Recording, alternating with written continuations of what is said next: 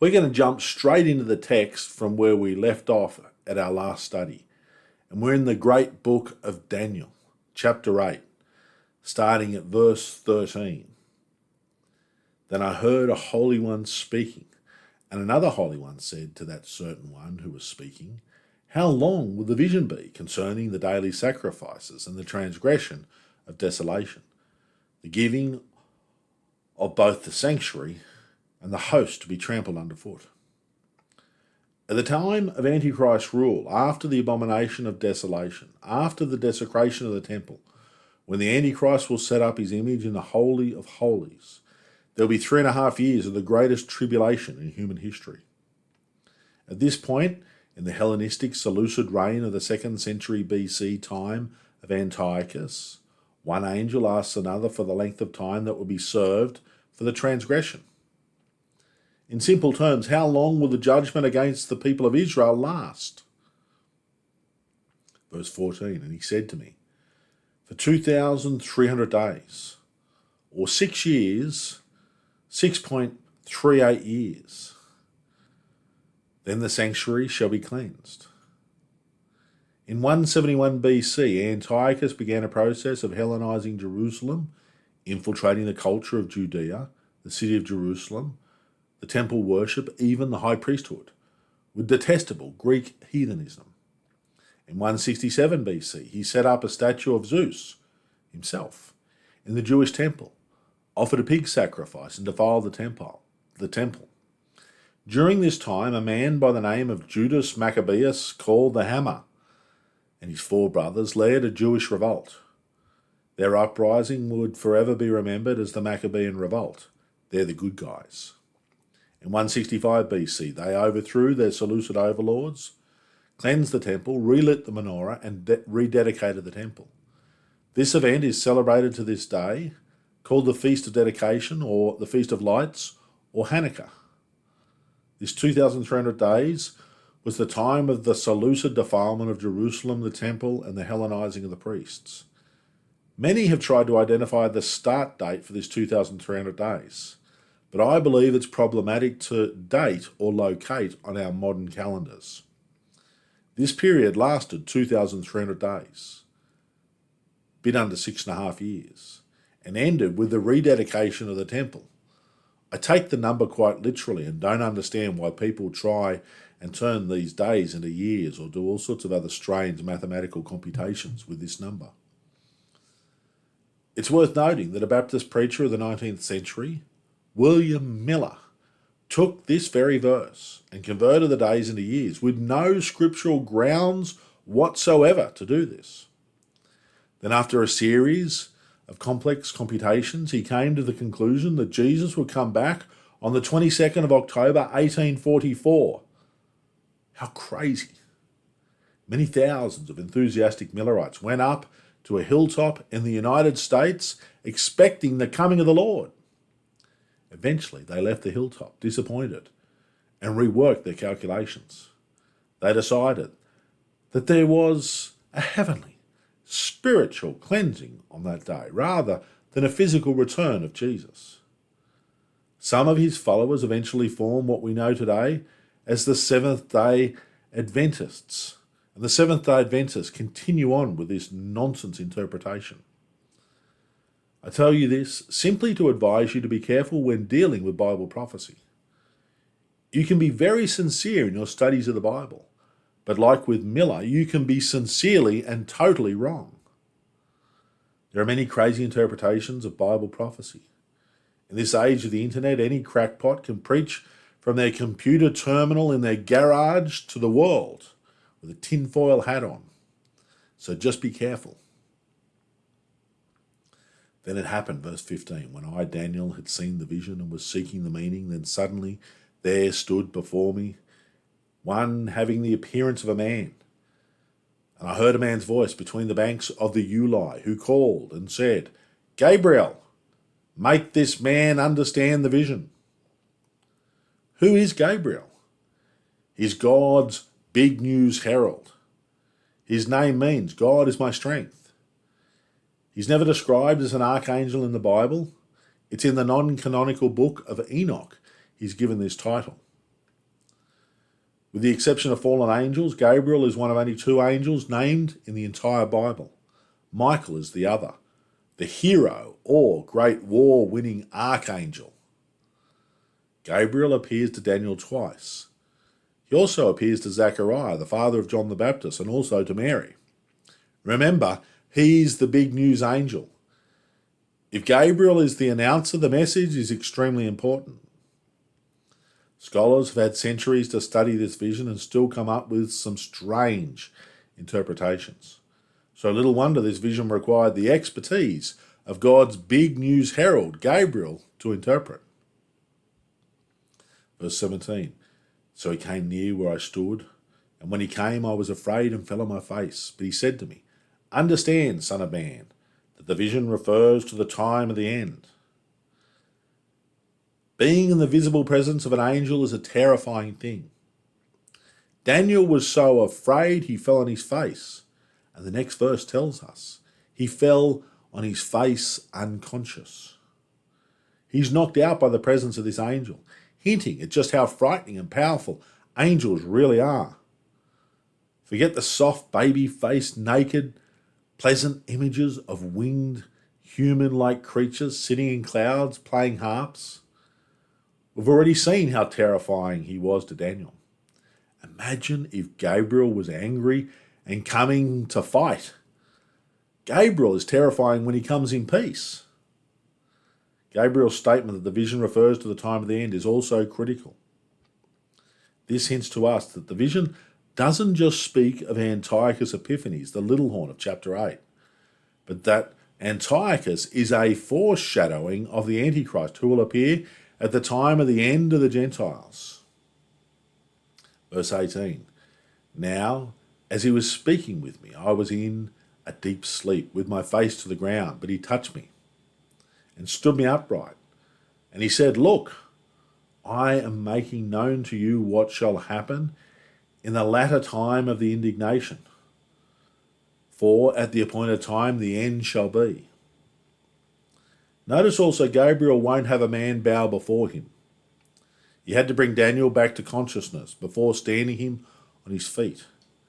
He wasn't there to be worshipped, but to explain truth. He was a messenger of God.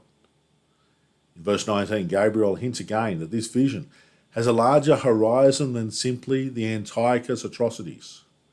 The statement, and the latter time of the indignation, and the time of the end from verse 17. Both terms direct the observant student of the Bible well beyond the time of Antiochus to the time of Antichrist.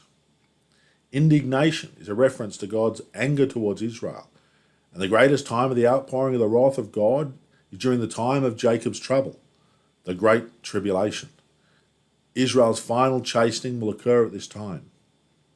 Antiochus was a real ruler, but he also reveals the character of the coming Antichrist. Verse 20, the ram which you saw, having the two horns, they are the kings of Media and Persia. Here the angel confirms without ambiguity that the ram is Medo-Persia. Crystal clear truth. And the male goat is the kingdom of Greece. The large horn that is between his eyes is the first king. As for the broken horn and the four that stood up in its place, 4 kingdoms shall arise out of that nation, but not with its power. Aren't we glad Gabriel makes these things so certain? Even with Gabriel's clear explanations, I've heard some wacky interpretations of this vision. The goat is Greece, as I've already explained. The large horn is Alexander. Even Alexander himself could see that he was this large horn when he read this prophecy, when this prophecy was given to him by Jadis. Imagine what Alexander thought when he read this ancient Jewish prophecy describing himself.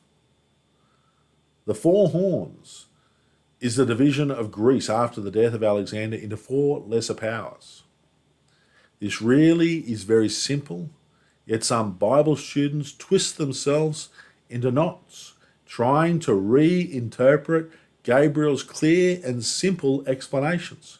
I'm not sure why people do this with the Word of God. Verse 23. And in the latter time of their kingdom, when the transgressors have reached their fullness, a king shall arise, having fierce features, who understands sinister schemes. Toward the end of the times of the divided Grecian rule, but before the time of the Roman rule, the transgressors appeared to be the unfaithful Jews. A king shall arise, having fierce features, who understands sinister schemes. As we've already seen, Gabriel now explains the little horn is Antiochus Epiphanies, the Seleucid king. Verse 24, his power shall be mighty, but not by his own power. He shall destroy fearfully. He shall prosper and thrive. He shall destroy the mighty, and also the holy people. Antiochus, this anti-helper, was aided by an unseen power, the scriptures tell us. The power behind Antiochus was Satan. And in Revelation 13 verse 2, we're told that the dragon or Satan gave the beast or Antichrist his power. Antichrist would be a destroyer, and he was. He would prosper and thrive, and he did. He would destroy the mighty, which he did. And especially also, he would kill the holy people, the Jewish people, which he most definitely did with a great zeal. Verse 25, through his cunning he shall cause deceit to prosper under his rule, and he shall exalt himself in his heart. He shall destroy many in their prosperity. He shall even rise against the prince of princes, but he shall be broken without human means. Satan is the power behind Antiochus, no doubt added to Antiochus's natural cunning and deceit. The exalting of self in his heart is a hallmark of the handiwork of Satan. Pride is what caused the fall of Lucifer. And all Lucifer's worldly minions are easily identifiable by their colossal pride. Antichrist, at the time of the end, will be the ultimate example of this fatal flaw. The rising against the Prince of Princes is very telling. Who is the Prince of Princes? But of course, Jesus. Antiochus believed himself divine. Understand also, Antichrist means both against and in place of Christ. The last statement about him being broken without human means is also intriguing. This tells us that God intervened to finish Antiochus, just as he'll intervene to terminate Antichrist. God doesn't need help to win his battles. He's going to deal with Antichrist and Satan all on his own. Verse 26, the vision of the evenings and mornings which was told is true. Therefore seal up the vision, for it refers to many days in the future. Gabriel finishes with the vision is true. World history will play out exactly as you've seen it, Daniel. But latter-day experts and scholars, professors, theologians try to tell us Daniel was written after the time of Antiochus in the late 2nd century or early 1st century BC. These experts, by claiming a late written Daniel, are really saying that Daniel is a deception. Daniel is a lie. They're saying the Bible is untrustworthy as a source of knowledge.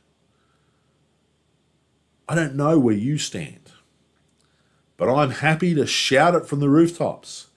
Daniel is no fraud. The book of Daniel is no lie. He was a great prophet of God who declared incredible prophetic truths revealed to him from heaven.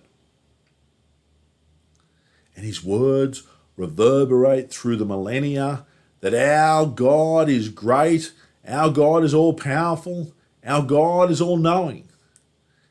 And you can either bow down to him now and serve him in this life or regret your decision not to for all eternity. Daniel is also told to seal up the vision. It related to many days into the future. Well, that future is just about upon us. Our final verse for today. Verse 27, and I, Daniel, fainted and was sick for days. Afterward I arose and went about the king's business.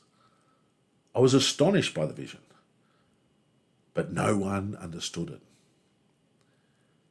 Daniel was physically ill due to his vision, but once recovered, he gets on with the king's business.